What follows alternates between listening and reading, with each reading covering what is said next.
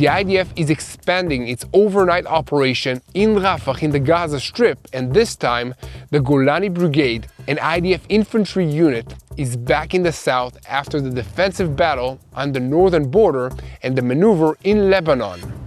This time, it has been deployed along the Morag corridor and is leading pinpointed raids to locate and destroy Hamas infrastructure.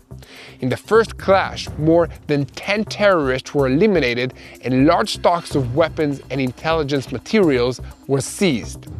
Observation posts overlooking our forces were also destroyed, while Palestinian sources report dozens of airstrikes across the Gaza Strip and admit the current IDF activity is stronger than anything we've seen before. For now, Hamas is avoiding direct contact, hiding amongst the civilian population or inside tunnels. The IDF estimates that this advance is a temporary and the face-to-face battles will return. So the immediate goal is to seize key areas in the north and in the south of the Gaza Strip, create permanent security zones, and increase pressure on Hamas and its leadership to show flexibility in the hostage negotiations. On the northern front, it's already official that Hezbollah has opened a new war front against Israel. Since the collapse of Assad's regime in Syria, the organization has lost some of its overland smuggling routes, but with Iranian backing, it has deployed a fast maritime route for transferring missiles and UAVs, and American officials compare Hezbollah to a terminal disease. When you have cancer, you remove it. All this is happening against the backdrop of the Washington summit between Prime Minister Benjamin Netanyahu and United States President Donald Trump. The two leaders declared a united front against Iran, while Netanyahu stressed that if diplomacy stalls, the military option is on the table and everyone understands that. Trump promised to work on reducing tariffs on Israel and to lead business-like but tough negotiations with Iran. This is a step that could grant Israel relatively quiet months. And meanwhile, new understandings with Turkey are taking shape, including reports of an open coordination line between Jerusalem and Ankara regarding Syria, led by Trump and Erdogan, hinting at a significant regional shift after Assad's fall. Jerusalem sees the move as having potential to curb Iranian entrenchment north of the Golan. The overall message is clear: Israel is intensifying military pressure in Gaza, preparing for escalation with Hezbollah, and coordinating political and economic moves with Washington while keeping open the military option against Iran. The negotiations that President Trump said will begin on Saturday between the United States and Iran are expected to be tough, but businesslike, and it means that for now, apparently, Israel will not be threatened by Iran. And regarding tariffs, Netanyahu may have received a promise of reduction. However, he also made a dramatic statement at the end of his United States visit, stressing that Israel and the United States are united in their determination to prevent Iran from obtaining nuclear weapons, and warning that if talks with Iran drag on without results, the military option will be on the table. In a threatening tone, he concluded by saying, "Everyone understands that." So, now the situation shifts to the main players in this negotiation. On the United States side, the team is led by Special Envoy Steve Witkoff, with the Iranian team being led by the Foreign Minister Abbas Araghchi. There's a lot to talk about today, so let's dive into the details. I'm Yair Pinto, and this is your Boots on the Ground report about what is happening in Israel on day 550 of the war against Hamas, Hezbollah, the Houthis in Yemen, the Shiite militias in Iraq, and all the other armed groups in this region. All of them are taking their orders from Iran's Revolutionary Guards, which is the head of the axis of evil in the Middle East. And a moment before we begin, I want to invite you to click the subscribe button so that you remain tuned to the truth in real time and never miss an episode of Boots on the Ground. We'll start with what is happening in the Gaza Strip. On Tuesday morning, Palestinian media reported on the expansion of the IDF activity in the Rafah area and an escalation in the destruction and the demolitions of buildings. According to sources in Gaza, IDF forces have taken full control of neighborhoods in the center and west and east of the city, and armored vehicles were reported advancing into northwestern area of Rafah. In the Gaza Strip, it was reported that IDF forces are advancing into additional areas while the Air Force carries out unprecedented airstrikes and artillery shelling. This included the destruction of dozens of targets in neighborhoods and towns along the Morag corridor between Khan Yunis and Rafah.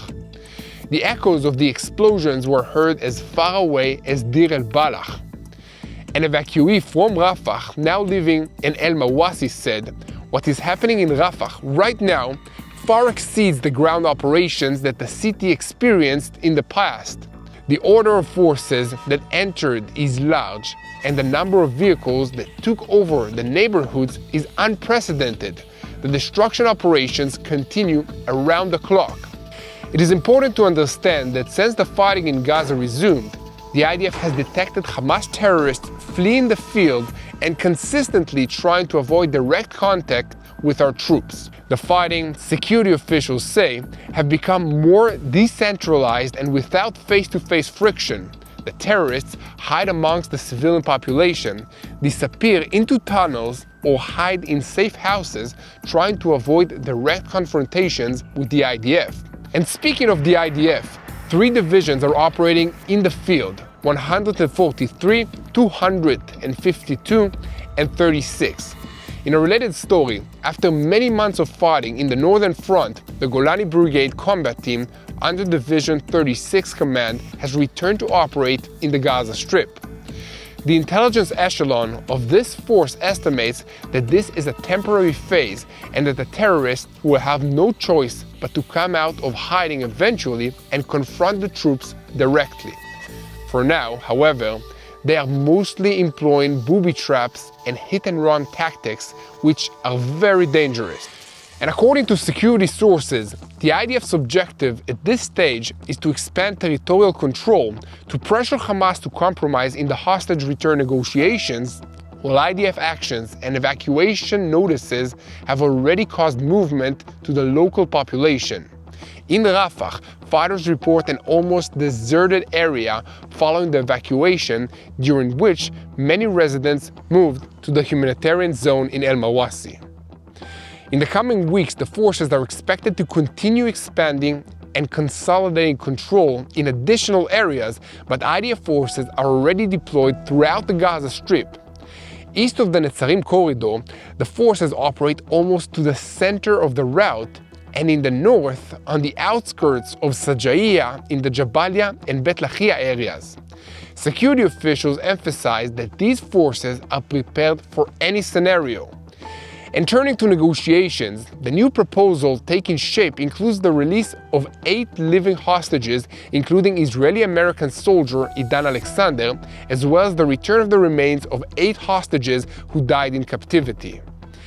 In exchange, Israel will agree to a 50-day ceasefire and the Netzarim corridor will be reopened. Palestinian residents would be allowed to return to Gaza, humanitarian aid would enter, and discussions on the next stage would take place, all with guarantees from the mediating states.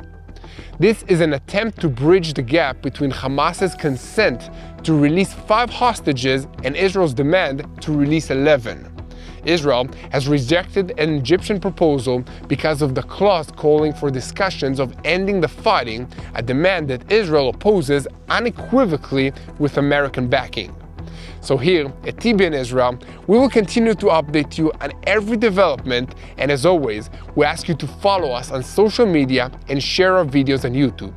But most importantly, don't forget to click that subscribe button if you haven't already, so that you remain tuned to the truth in real time and never miss another episode of Boots on the Ground.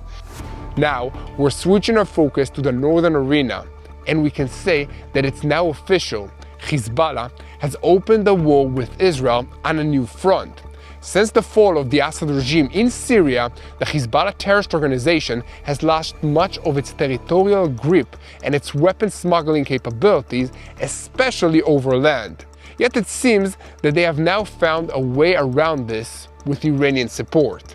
According to reports by the El Hadat news agency, since the revolution in Syria that toppled Assad's regime, Hezbollah has been operating via the sea in its efforts to rearm and transport weapons after some of its overland and aerial smuggling routes were shut down. Western security sources quoted in the report and added that IRGC Quds Force Unit 190 and 700 are responsible for transporting the weapons by sea. The news agency also revealed that Wafiq Safa, a Hezbollah security figure, manages a network of collaborators in the port of Beirut. And the same source added that the port of Beirut is the most important port in Lebanon and its illegal use endangers the Lebanese interests at large. We should also recall the sharp statement by the senior United States official against the terror organization Hezbollah in Lebanon. I'm talking about Morgan Ortagus, the Deputy United States Middle East envoy, who said on Tuesday during an interview with the Saudi Al Arabiya channel that Hezbollah is like a terminal disease, adding that when you have cancer, you don't treat part of the cancer in your body and let the rest grow faster. When you have cancer, you remove the cancer. This statement came in context of a question she was asked about whether demolishing Hezbollah might lead to a higher destabilizing civil war inside Lebanon, to which she replied, "We've been hearing that for 20 years. It's a terror organization with a lot of American blood on its hands. Part of the destruction that the Lebanese people face today, especially in southern Lebanon, is because of Iran and because of Hezbollah." She was also asked about the capacity of the Lebanese National Army to carry out missions at this stage, and she replied that it certainly can. According to her, the United States has provided support, training, and equipment for decades, and we continue to do so. We even added military advisors on the ground. After President Donald Trump revealed that the United States is beginning to hold direct talks with Iran, Ortagus said that he has extended the hand to diplomacy. And according to her, Trump clarified that Washington is not willing to enter into years-long indirect talks, adding that if we're going to have talks, they need to be quick. They need to be serious about dismantling their nuclear weapons program. So here at TBN Israel, we will continue to report on every development on Israel's northern front. And as always, we ask you to keep spreading the truth, share, and follow us. And most importantly, don't forget to click the subscribe button. In Israel, terror can strike at any moment. On March 24, 2025, a terrorist drove into people waiting at a bus stop at Hatishbi Junction near Yokneam, an Israeli city, then opened fire. An 85-year-old man was killed and a 20-year-old soldier was seriously wounded. Magen David Adom teams arrived within minutes, and paramedics treated the injured on site and rushed the soldier to the hospital. Their quick, skilled response saved his life. But this attack is a painful reminder of why Magen David Adom must always be ready. Every second matters, but staying prepared takes resources, ambulances, equipment, and trained teams. So you can help to make sure that Magen David Adom is always there when it counts. Visit SaveLifeIsrael.com and support Magen David Adom today. Lives depend on it. Now, we'll move to our senior Middle East correspondent, Mati Shoshani, who will clarify for us what has been said between President Donald Trump and Prime Minister Benjamin Netanyahu, including what decisions were made, how Turkey was pushed into the story, and what will happen on Saturday in the talks in Iran. So over to you, Mati. We've just seen a couple really fascinating days in this part of the world. Let me just recap the big issues that have happened or the big events that have taken place. Prime Minister Netanyahu travels to Washington for an urgent meeting with President Trump to talk about tariff removal, possibly, and how we resolve the Iranian issue. Iran has agreed to a certain degree to enter into negotiations in a direct way and has scaled down its operations and its backing of proxy warfare.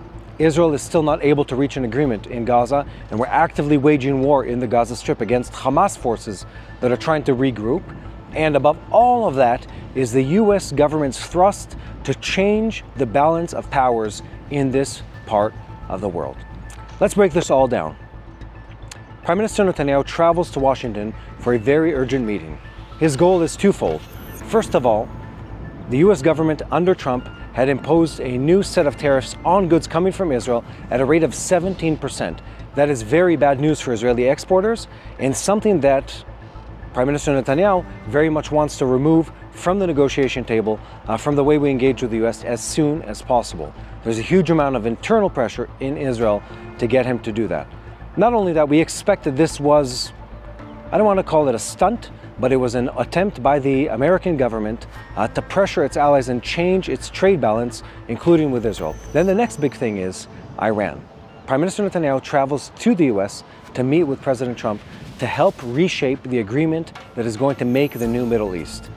Let's remind you that Iran has been under intense pressure by the US government to give up on its military nuclear program and at the same time to stop spreading terrorism and violence throughout this region. And the way the US government has been doing this is twofold. One, maximum diplomatic pressure, maximum sanctions, maximum pressure on the Iranian regime. But there's another side to it, military pressure. The US has been present in great numbers in the Middle East with a larger military force than has been ever seen here, I want to say in at least 20 years. An incredible amount of both naval vessels and aircraft are present now, ready to attack Iran. And Iran has responded to this pressure by finally being willing to enter into a discussion, into a negotiation with the Americans, of course, as it relates to Israel, too, in a very immediate way.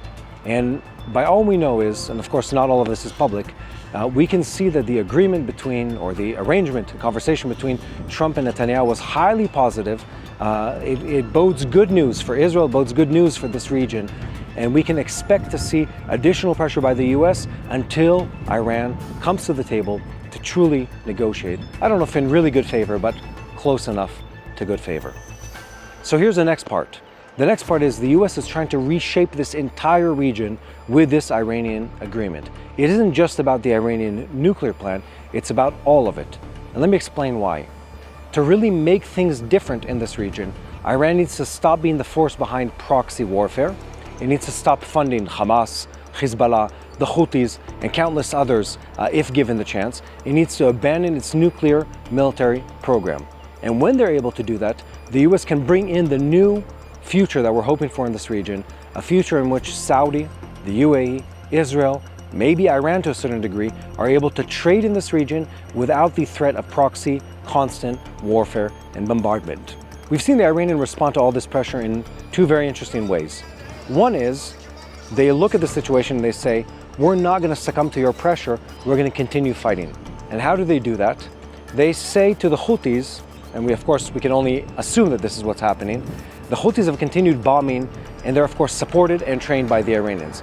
They've continued to try to attack Israel, they've continued to be bombarded by the American forces on a daily basis, and at the same time, the Iranians have said openly that they're scaling back on their operations, all the while saying that not only the Americans and the Israelis have a military option, but they too have an option. So where is this all going? That's a really interesting question that we've been trying to figure out for a while. The whole world is looking at what's happening right now in this part of the world. We're looking at how the Iranians are responding, looking at how the Houthis are responding, and looking at how and when the US will be able to reshape, rechange, redo the shape of power balances, of geopolitical movements in this region, and reposition itself, the US, as the superpower that is the kingmaker in this region. We're at this really interesting place where the US is firing in all barrels. They're talking about reshaping geopolitics, reshaping trade, reshaping warfare in this region. They're talking both to the Middle East, but of course know that the Chinese and the Russians are watching as this happens. And I believe, and I think the meeting between Trump and Netanyahu is testament to that, that we're looking at a positive change of the events in this region. And then we're moving on to the next step. What are the Iranians going to do? And it seems like they really don't have much of a choice. If they resist American pressure, both military and financial, they're going to end up losing their government. They might be able to cause a lot of damage on the way to that, but at the end of the game, they have no way to resist American and Israeli military and financial pressure. There simply is no two ways about this. And at the same time, no one really wants to go down the route of full-on war against Iran. They are a meaningful, a substantial, a powerful force in this region, and there is no need or desire to get to a place where we're fighting an open war against them. And I believe that we're able to get to that moment. Unless something stupid happens. All it takes is one person on the Iranian side, the Israeli side, the Houthi side, or possibly even within the American forces, to misinterpret one event. See a flock of birds flying by on the radar and think that it's stealth bombers, send all the missiles. See movement of forces and imagine that the invasion is coming to Iran, send all the missiles. And once those red buttons are pushed, it is very hard to stop the war machine. And my hope is, my prayer even is that before that takes place, we reach a point where an agreement is made with Iran, where they fully scale back their military operations and come to the table to negotiate their position in this region as a force that is not spreading terrorism, not spreading violence, but has scaled back on that rhetoric and those actions. We're at a unique place and time right now. The maximum pressure campaign against the Iranians, both financial, diplomatic, and military, has borne fruit. And because of that, the Iranians are willing to negotiate. And if they do, we could see, people love throwing around this expression, peace in our lifetime. We could see that in this region. It might not be for an entire lifetime, but we should be able to see, with this US pressure and the Israeli, of course, military actions in the last year and a half, we could see a reshaping of the geopolitics of this region in a way that brings back the Saudis to a place of virtue, trade, and sponsorships of good in this region, scales back Iranian military pressure and proxy warfare, and allows Israel to take its place at the table in the Middle East as a force of good, a stabilizing force. And I think that between President Trump, Prime Minister Netanyahu, and the place we're at in the Middle East after this almost year and a half of war, we could possibly see that happen. And let's just pray that there's no event that tips us all on its head, that makes this almost war turn into a full war because of a misunderstanding or a moment of brash consideration. Anyway, continue praying for what's happening in this region. Continue praying for the leaders of both the US and Israel and every country in this region. And make sure to stay tuned to everything that comes out of TBN Israel. And now back to Yair Pinto. Thank you, Mati Shoshani. And a second before we move on to the major developments since the meeting and the Israel-Turkey relations, I want to ask you once again to help us spread the truth, share and follow us, and subscribe to this YouTube channel, and most importantly, pray for the peace of Jerusalem. At the joint press conference with Prime Minister Benjamin Netanyahu and United States President Donald Trump, Trump surprised everyone by choosing to address his personal relations with Turkish President Erdogan. President Trump said, "I have excellent relations with a man named Erdogan. It turns out I like him and he likes me. The media will be angry with me, but I have good relationship with him." He then revealed that he had offered Netanyahu his help regarding Turkey. "I said to Prime Minister Bibi, if you have a problem with Turkey, I think I can solve it. I have good relations with the leader of Turkey."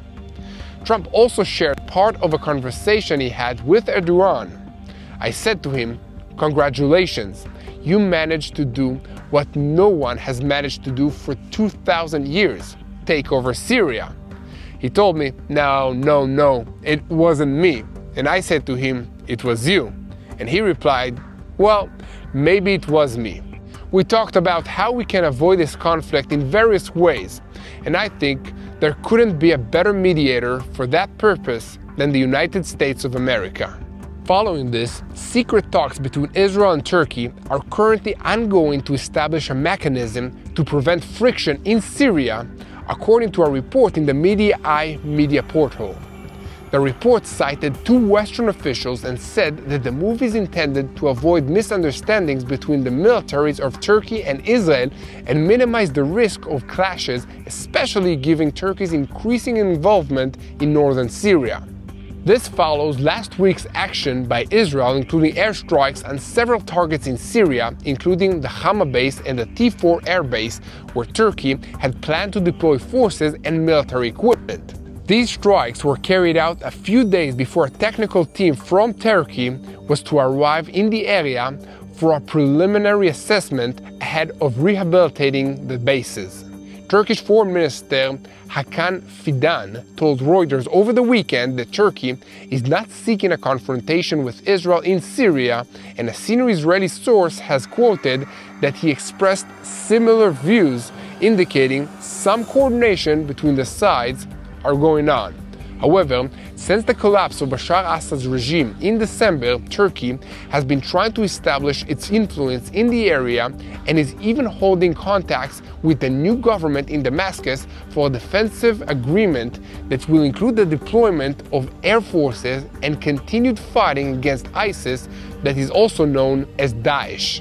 Israel is following the developments with concerns, feeling that a significant Turkish presence in Syria, especially with advanced defensive systems, will harm the Israeli Air Force strike capability in the northern arena against Iran. We will continue to report on every development with Turkey, and we ask you to help us spread the truth by supporting and subscribing to this YouTube channel. And guys, if you want to help Israel in this war, the best thing that you can do is pray. Pray for the peace of our hostages that are held by Hamas in the Gaza Strip. Keep praying for the peace of the IDF soldiers wherever they are, if they're fighting in the air, at the sea, or on land.